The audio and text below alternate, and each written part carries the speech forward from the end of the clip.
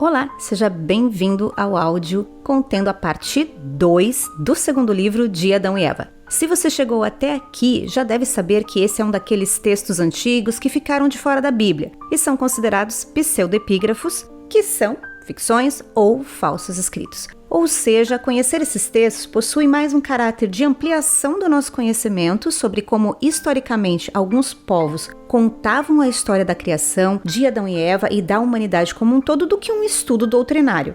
Não sei você, mas eu fico impressionada como ao longo dos anos a história da criação do mundo e o conto de Adão e Eva ainda nos fascina e permeia os nossos pensamentos, assim como de escritores, historiadores em todo o mundo. Uma das evidências são as inúmeras versões e textos antigos que existem dessa história em várias línguas e culturas. Agora, falando especificamente desse pseudepígrafo, é devido à incrível popularidade desse texto que ele sobreviveu em 6 idiomas: grego, latim, armênio, georgiano e eslavo, além de um fragmento em copta, que é um tipo de língua originada do egípcio antigo. Se o primeiro livro de Adão e Eva mostram evidências de que os textos foram escritos originalmente em grego e que todas as 6 versões possuem raízes linguísticas gregas, o segundo livro de Adão e Eva, que estamos lendo, é uma versão de egípcios desconhecidos. Um fato interessante é que o primeiro e o segundo livro não foram escritos como uma única obra e que depois acabou sendo dividido em primeiro e segundo livro, ou seja, existem evidências de que o segundo livro foi escrito só depois do primeiro livro. Sobre a datação desses escritos, não há uma data exata. Porém, usando outros pseudepígrafos como referência, acredita-se que partes do texto provavelmente foram incluídas entre 200 ou 300 anos antes do nascimento de Cristo. Ainda falando sobre esses textos, o autor egípcio desse segundo livro de Adão e Eva escreveu toda a história em árabe, mas traduções posteriores foram encontradas em etíope também. Essa versão da história que estamos acompanhando foi traduzida para o inglês e concluída no final de 1800 pelo Dr. Malan e Dr. Trump. Eles traduziram o texto original para um estilo formal de inglês semelhante ao da Bíblia King James.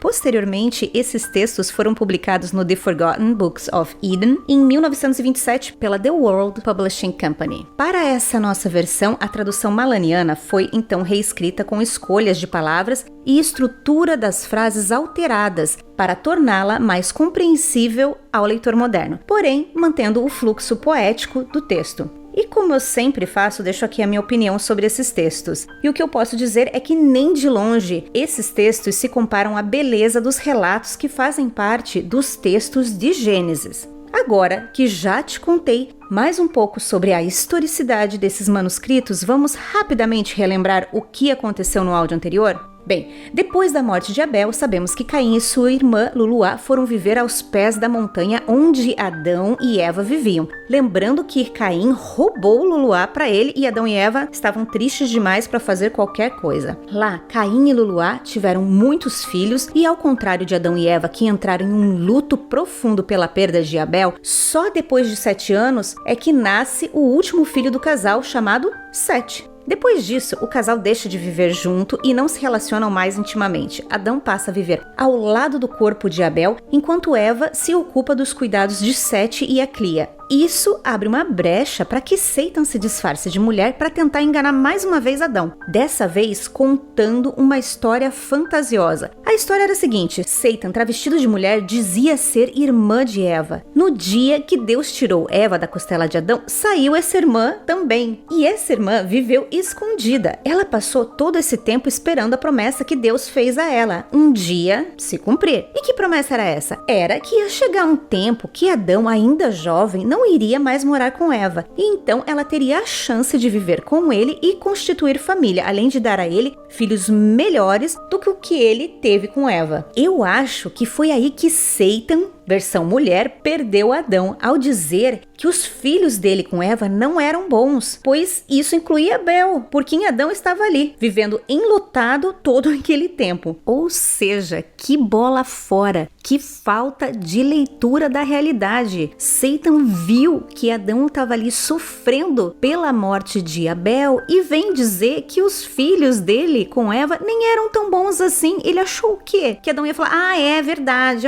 tô aqui chorando por Abel e ele nem era tão legal assim. Que falta de senso de realidade, hein, Satan? Mas isso é a minha interpretação, porque o texto apenas nos diz que Adão se assustou e rezou para Deus quando Satan, vestido de mulher, tentou agarrá-lo. Mais uma vez, o plano de Satan foi por água abaixo, pois Deus manda a sua palavra para socorrer Adão e ainda envergonha Satan ao mostrar a sua real aparência. Bem, depois dessa doideira do plano infalível de Satan, Adão volta a viver com Eva, mas passam a viver apenas para Sete. Sete era o filho perfeito. Ele era muito ligado aos pais e gostava de servir a Deus. Quando Sete tinha mais ou menos 9 anos, Satan, disfarçado de anjo, tenta usar a mesma tática usada com Caim, aparecendo para Sete e prometendo que se ele o seguisse, Sete poderia viver em uma terra melhor e escolher com quem se casar. Isso sem contar que nesse novo lugar as mulheres eram mais bonitas que a Clia. Sete, que tinha um bom coração, diz que vai com ele, mas antes ele precisa avisar aos pais. Satan perde um pouquinho da paciência dele e a insistência de Satan faz com que Sete desconfie e peça a Deus por livramento, e isso acontece. E, mais uma vez, o dia foi salvo por Deus Todo-Poderoso. Bem, depois de ouvir que Satan tentou Sete, Adão pede para que Sete se case com a Clia para evitar que Satan voltasse a oferecer mulheres bonitas para Sete. Então, quando Sete tinha 15 anos, ele obedece o seu pai e se casa com a Clia. Lembrando que a diferença de idade entre Sete e a Clia era de aproximadamente 23 anos. Os anos passam e temos um aumento na árvore genealógica de Adão e Eva. A história registra os patriarcas contando que Sete teve vários filhos e o primogênito foi Enos, que gerou Cainã, que gerou Mahalalel. E é assim, com esse avanço no tempo, que termina a primeira parte desse segundo livro de Adão e Eva. Agora acho que estamos prontos para prosseguir com a história, mas antes, me diz.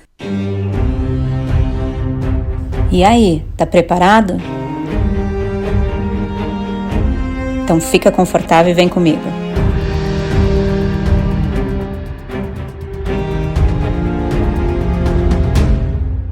Non-nobis, domini, non-nobis, sed nominituo de gloria.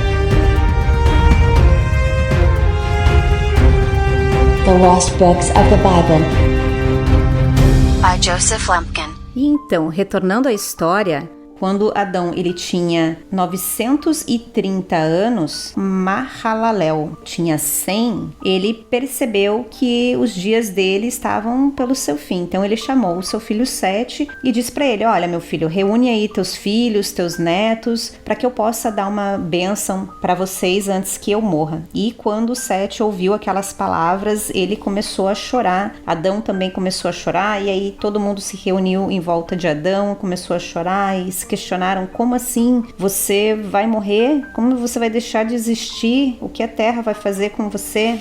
Depois que todo mundo se acalmou ali, Adão pede para que Sete continue se relacionando com Deus, mantenha a pureza dele, passe os ensinamentos para os seus filhos e os seus filhos passem para os seus filhos e assim todos fiquem livres das palavras de Satan, e também anuncia ali que vai haver uma inundação, que só vai sobrar 8 almas na terra, mas que antes disso eles precisam então embalsamar o corpo dele quando ele morrer, o corpo de Adão, em mirra, cássia, e deixar ele ali dentro da caverna dos tesouros. Quando vier a inundação, ele pede para que o seu descendente mais velho então pegue o seu corpo, coloque dentro da embarcação e depois coloque ele no meio da terra. Doido, né? Além disso, Adão relembra para que Sete mantenha os seus descendentes afastados dos descendentes de Caim. Adão então dá a bênção para Sete e para os filhos dele e todos os descendentes, e ele se vira para Sete e para Eva e diz para ele o seguinte: preserve esse ouro, esse incenso e essa mirra que Deus deu para nós como um sinal, porque nos dias que virão uma enchente virá para assolar toda a criação, mas aqueles que tiverem isso dentro de uma arca e carregarem consigo então o ouro, o incenso, a mirra, tudo junto com o meu corpo, não esqueça meu corpo, e colocar ele junto comigo, o incenso, a mirra, no meio da terra, depois de um tempo uma cidade com muito ouro, incenso e mirra vai surgir da onde está o meu corpo. Depois de muito tempo, a cidade em que o ouro, o incenso e a mirra forem encontrados com o meu corpo, ela será saqueada, mas quando ela for despojada, o ouro e o incenso e a mirra serão tomados como um despojo de guerra, até que venha o homem feito da palavra de Deus, e reis o temerão e lhe oferecerão ouro como sinal de que ele é rei, o incenso como um sinal de que ele ressuscitará dos mortos e será exaltado acima das coisas do céu e da terra, e a mirra em sinal de que ele beberá o fel amargo e sentirá as dores do inferno. E agora, Sete, meu filho, que eu te revelei esses mistérios ocultos que Deus me revelou, guarda esse mandamento para ti e para o seu povo. Eu não sei você, mas essa história do incenso, do corpo, dele saber da enchente e daí agora misturar com a vinda do Filho de Deus e tentar fazer essa conexão ficou bem ruim nesse texto. Não é à toa. Bom, você escutando, você consegue imaginar por que ele foi excluído e rejeitado da Bíblia, né? É meio nítido que esses escritos aqui não se encaixam com a narração que a gente tem na Bíblia. Mas vamos continuar. E aos 930 anos, então, a voz de Adão foi silenciada e ele morreu em uma sexta-feira, o mesmo dia em que ele foi criado e na mesma hora em que ele foi colocado dentro do jardim. Sete, então, cumpriu aquilo que o pai pediu, ele embalsamou o corpo dele, colocou várias especiarias e depositou o corpo dentro da caverna do lado leste. Os filhos de Sete e seus descendentes choraram a noite inteira pela morte de Adão, e Eva então falou para que Sete e o seu filho Enos fizessem uma oferenda na presença de Deus para que Deus recebesse a alma de Adão e Adão pudesse descansar ao lado de Deus. Bem, e aqui nós chegamos ao capítulo 10 dessa segunda parte dos textos de Adão e Eva, e só para você ter uma ideia, são 22 capítulos. Vamos continuar por aqui então.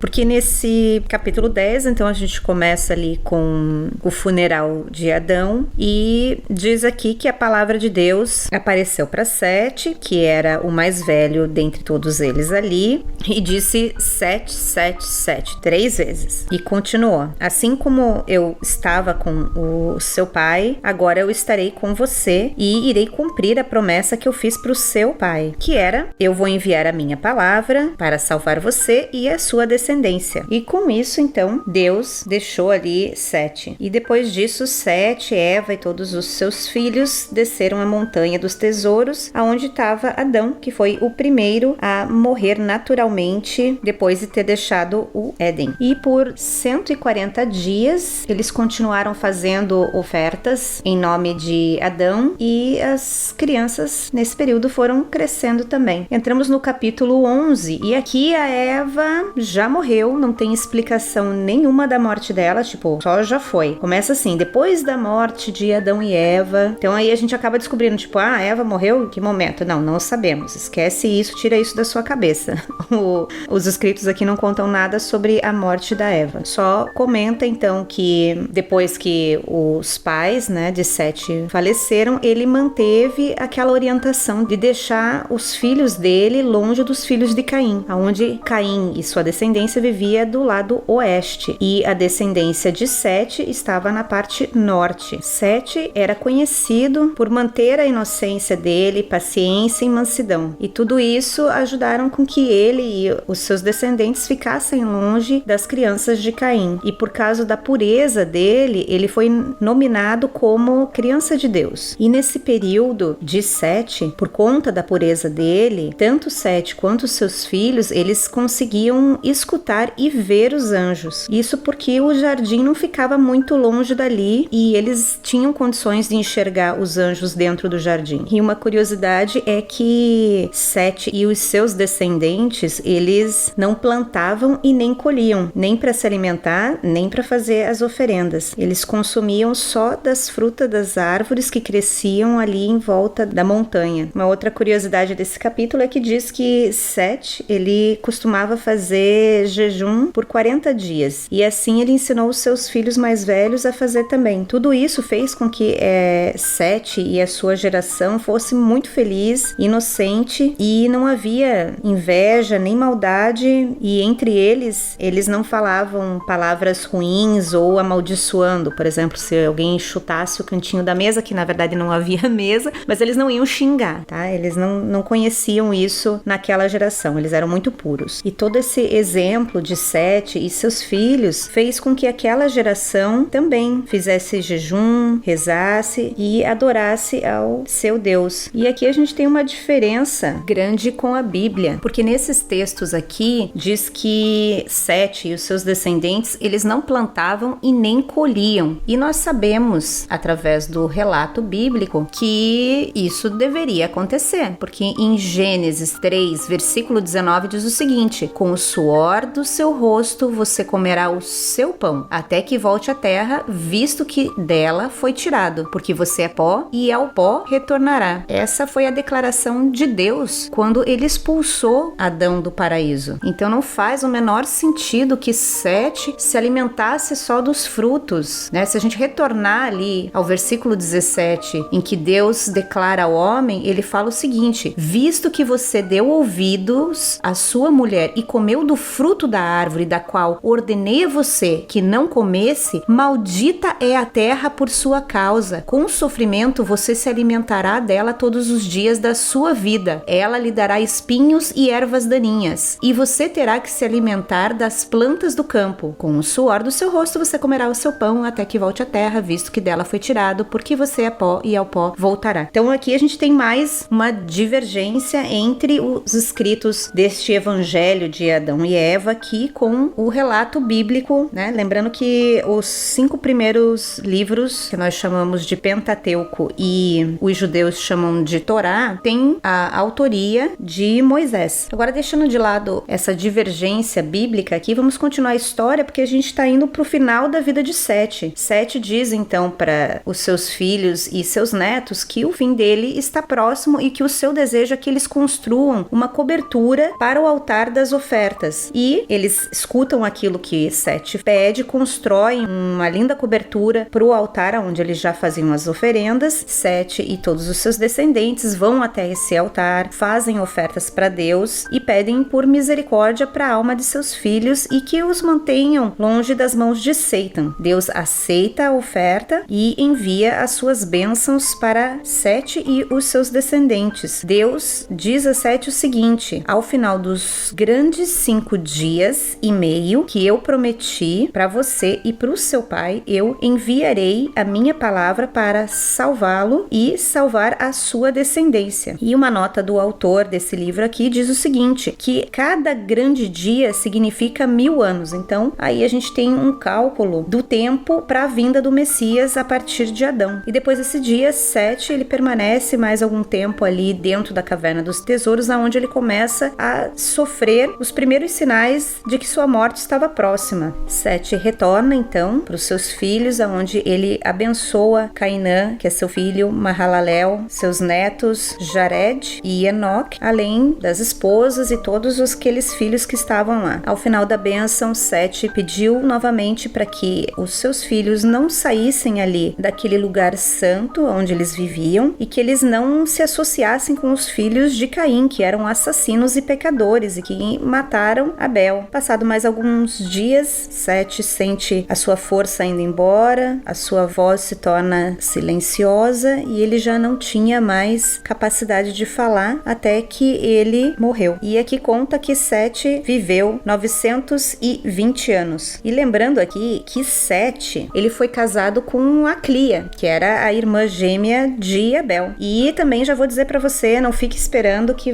vamos saber sobre a Clia ou a morte dela, nem ficamos sabendo de Eva, quanto mais saberemos sobre a Clia, porque a história vai continuar a partir dos descendentes de Sete, que naquela ocasião eles embalsamaram da mesma forma que foi feito com Adão, fizeram com Sete, ou fizeram as ofertas e deixaram Sete junto com Adão dentro da caverna dos tesouros. Depois da morte de Sete, Enos é quem foi o patriarca da sua geração e ele viveu por 820 anos. E sobre a descendência de Caim, o que nós sabemos aqui é que eles eram numerosos, se comparada à geração de Sete, porque eles se casavam frequentemente e quando tem aqui a palavra casavam ou casamento ou se uniu em casamento, quer dizer que eles se relacionavam sexualmente, porque eles tinham a luxúria animal em seu comportamento. E tudo isso contribuiu para que a geração de Caim, então, preenchesse todo aquele espaço em que eles viviam. E agora, no capítulo 13, nós continuamos sabendo um pouco mais sobre a descendência de Caim, que diz o seguinte, que Lameque é a tradução do nome do filho de Caim? Tá, é Lameque mesmo, porque Caim teve um filho chamado Enoque também, que não é para confundir com o Enoque, descendente de Sete. Enoque, descendente de Caim, teve Irade, depois Meujael, depois Metusael e então Lameque, que é o descendente que está sendo contado aqui dos filhos de Caim. Até aqui, a história de Lameque bate com o Lameque que nós encontramos na Bíblia. A diferença aparece quando nesse relato aqui nos conta que Lameque era cego. E pesquisando sobre esses relatos, eu cheguei no livro das lendas, que são contos do Talmud e Midrash, de 1929, que conta que esse Lameque também era cego. E em outra, que Lameque não era cego, mas por conta da velhice, ele já não enxergava bem. Mas enfim, vamos continuar a história que você vai entender o porquê é importante essa informação de que Lameque era cego. Vamos lá. Lameque teve um filho que se chamava Atum, mas na Bíblia nós temos dois filhos para Lameque, chamados Jabal e Jubal, não Atum. Mas esses não são os únicos filhos de Lameque na Bíblia, porque esse Jabal e Jubal, eles eram filhos de Lameque com Ada. Ele também tinha uma segunda esposa chamada Zilá, e com a Zilá ele teve o Tubal-Caim e Naama. Dadas as devidas explicações sobre os nomes dos filhos de Lameque, que são diferentes aqui dessa história,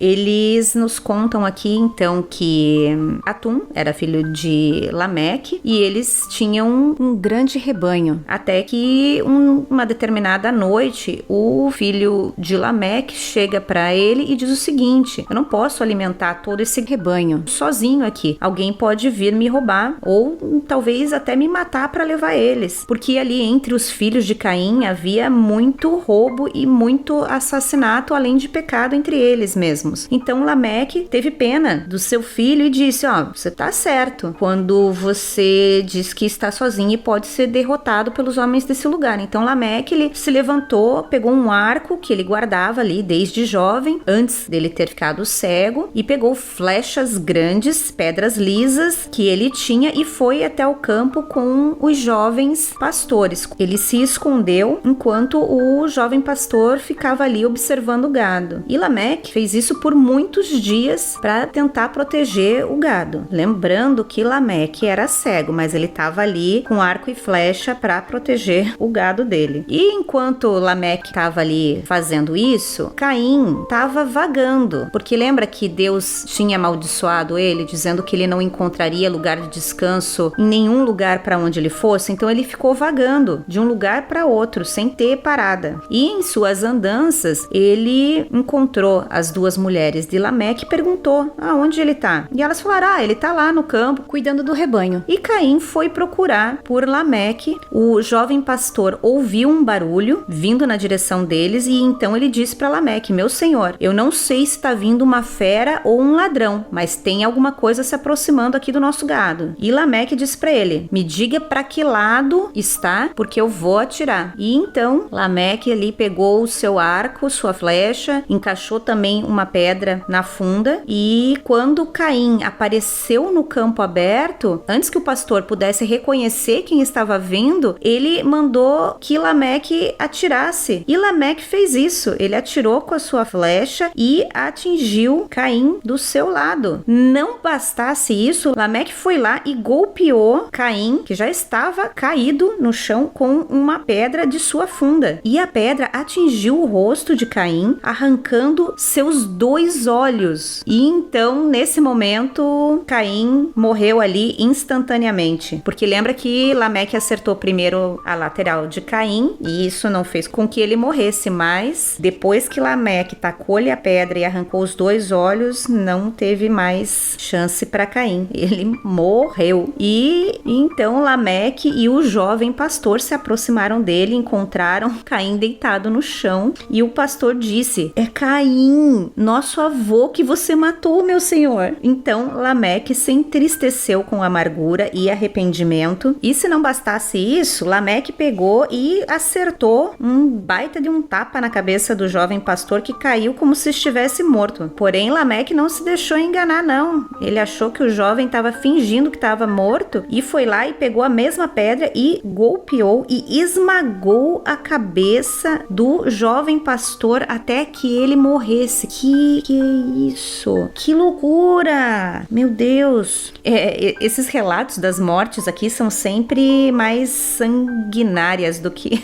aqueles que a gente está acostumado a ler na Bíblia. Eu fico, não sei você, mas eu fico chocada com os desfechos e os andamentos aqui das mortes dessa história. E aí eu fiquei com uma pulguinha atrás da orelha, porque Lameque é citado na Bíblia e ele fala, né, que ele acabou matando alguém também. Ali, se a gente for em Gênesis capítulo 4, versículo do 17 ao 24, existem pessoas que supõem que Lameque estava falando de Caim. Eu particularmente acho que não, mas eu vou ler aqui esse trechinho e aí você tira a sua própria conclusão. No capítulo 4, então, a partir do versículo 17, a Bíblia vai dar uma ideia do que aconteceu com os descendentes de Caim. E ele diz o seguinte: Caim teve relações com sua mulher e ela engravidou e deu à luz a Enoque. Depois Caim fundou uma cidade, a qual deu o nome do seu filho Enoque. A Enoque nasceu Irade, Irade gerou Meujael, Meujael a Metusael e Metusael a Lameque. Lameque tomou 2 esposas, uma chamava-se Ada e a outra Zilá. Ada deu à luz a Jabal, que foi o pai daqueles que moram em tendas e criam rebanhos. O nome do irmão dele era Jubal, que foi o pai de todos os que tocam harpa e flauta. Zilá também deu à luz um filho, chamado Tubal-Caim, que fabricava todos os tipos de ferramentas de bronze e ferro, e uma irmã chamada Naamá. Disse Lameque às suas mulheres, Adá e Zilá: ouçam-me, mulheres de Lameque, escutem minhas palavras. Eu matei um homem porque me feriu, e um menino porque me machucou. Se Caim é vingado 7 vezes, Lameque o será 77. E nesse trechinho aqui, então, do versículo 23 ao 24, é que alguns estudiosos dizem que Lameque se referia à morte de Caim,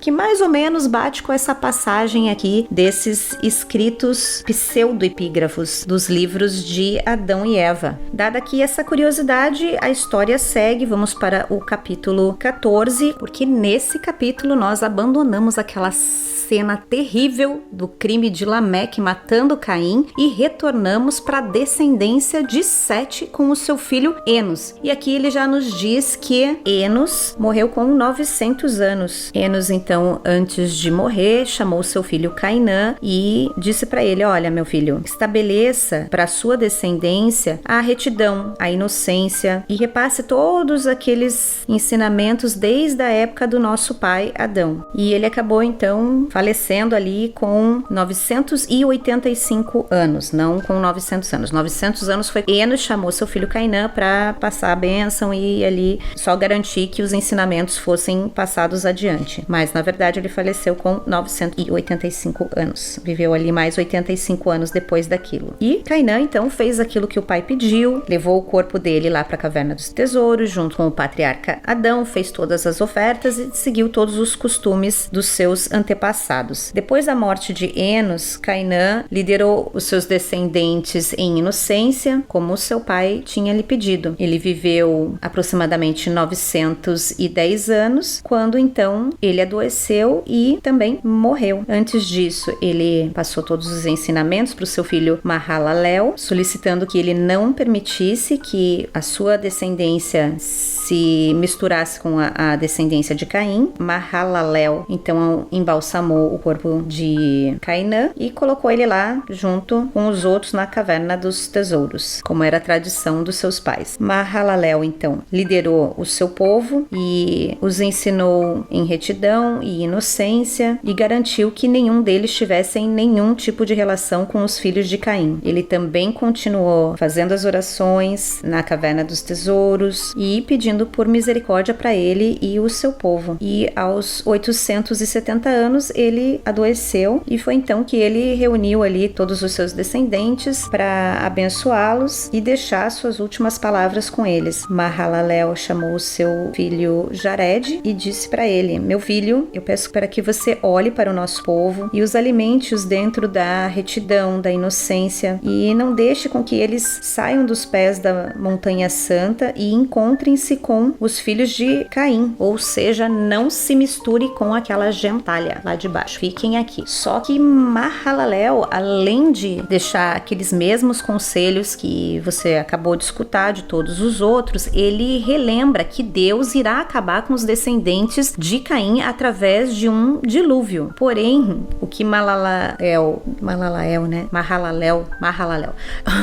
o que Mahalalel não contou é que ele já sabia que a descendência dele, uma hora ou outra, acabaria se misturando com o povo de Caim. Porém, ele orienta, mesmo assim, para que a culpa não recaia sobre ele. Tipo, ó, eu avisei que não era para se misturar. Se a geração de vocês se misturou, não é por falta de aviso. E você faça a mesma coisa, meu filho.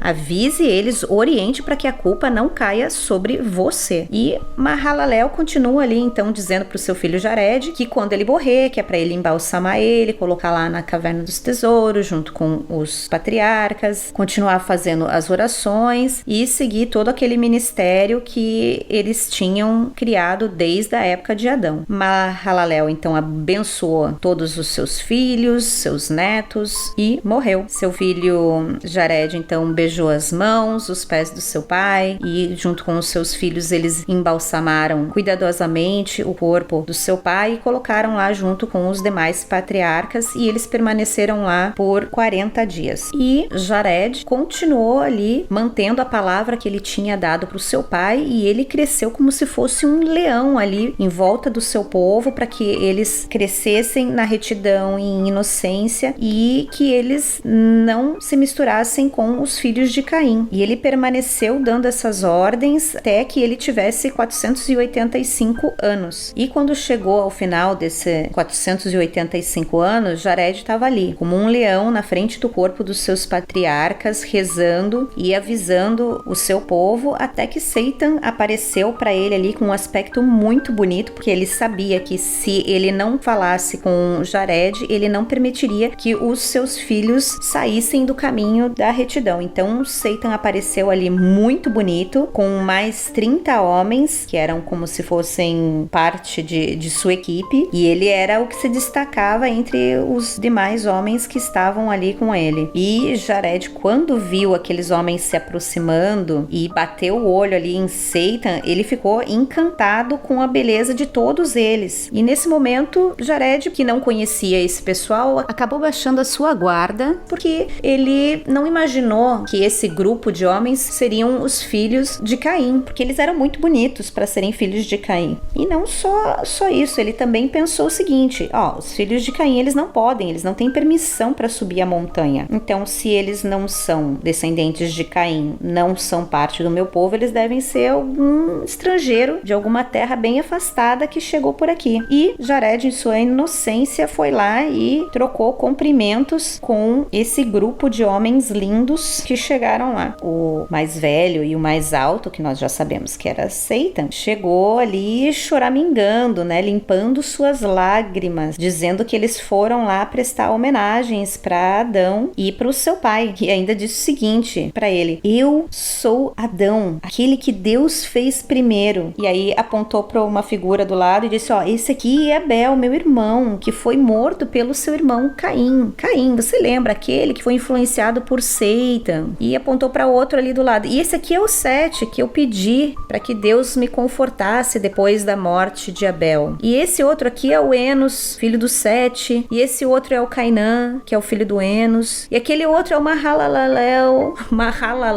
filho do Cainã, seu pai. E Jared ficou ali tentando entender o que eles estavam fazendo ali, né? Então, ou seja, aqueles homens bonitos que não se pareciam nem um pouco com a lembrança que ele tinha dos seus patriarcas, Satan estava dizendo que eles eram os espíritos deles ali. E quando Satan percebeu que Jared estava ali confuso com aquela aparição, ele disse: não fica aí parado, meu filho. Agora a gente vive numa terra ao norte do jardim, que Deus criou antes da criação do mundo até. Ele não permitiu que a gente morasse lá, porque ele colocou a gente primeiro ali dentro do jardim, que é aqui próximo da onde você está vivendo. Mas depois que eu transgredi aquela norma, que você já sabe, né? Ele fez com que a gente tivesse que sair do paraíso e vivêssemos aqui nessa caverna. E nós temos vivido aqui por todo esse tempo. Mas você, meu filho Jared, que viveu lindamente, o seu pai, Mahalalel, me informou que uma grande enchente vai acontecer aqui e vai tomar conta de toda a terra. Portanto, meu filho, temendo por você, eu trouxe aqui todos os meus filhos para te visitar. Porém, antes da gente chegar aqui, a gente encontrou outros homens abaixo dessa montanha. Eles habitam num belo lugar com muitas árvores de frutas, todo tipo de vegetação. É como se fosse um jardim. E quando eu encontrei aquele pessoal lá embaixo, eu pensei que era você, até que o seu pai, Mahalalel, me disse que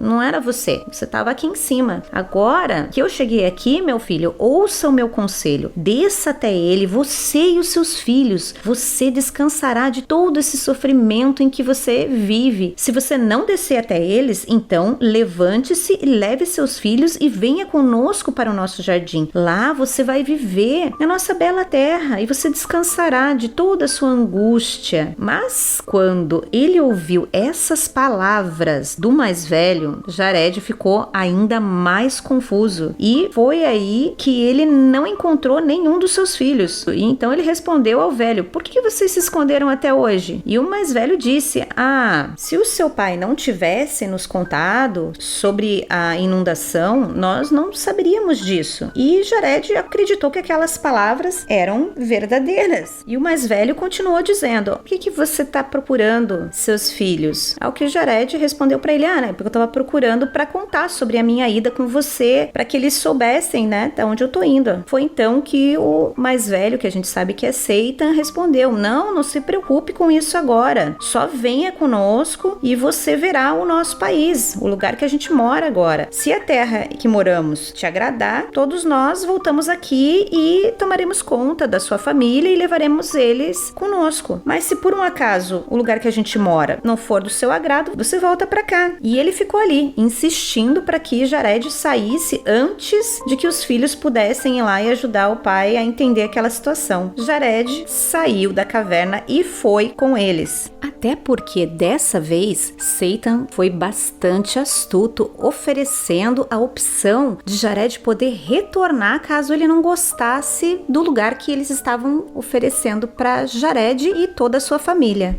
E é assim que terminamos essa segunda parte do segundo livro de Adão e Eva, com o Jared sendo enganado por Satan e seus homens a ir de encontro aos filhos e descendentes de Caim. Olha a arapuca que Satan está armando e inocentemente Jared está se encaminhando. E por hoje é isso. Nos reencontraremos na parte final deste pseudepígrafo do segundo livro de Adão e Eva, contando a história dos patriarcas até chegarmos a Noé. Te espero no próximo áudio.